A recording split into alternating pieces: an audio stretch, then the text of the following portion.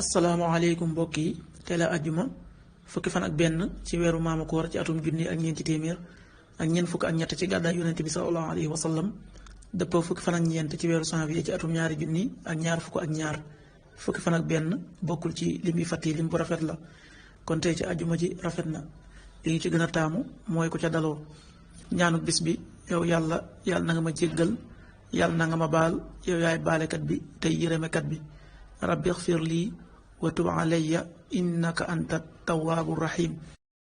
xadiisu bis bi jëleef na ci abdullahi ibnu amar yàlla na yàlla gërëm leen mu ne nun dey daan nañu wàññal yonente bi sallallahu alayhi wa sallam ci benn jataay téeméeri yoon muy wax rabbi xfir lii wa tub alayya innaka anta tawaabu rahim.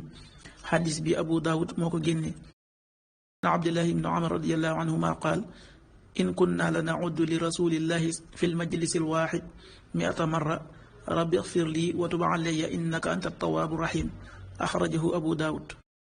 waxtu julli yi suba waxtam dana tàbbi juróom benn waxtu bu tegal fukki simili ak juróom benn yu toftal fanweeri saa ak juróom.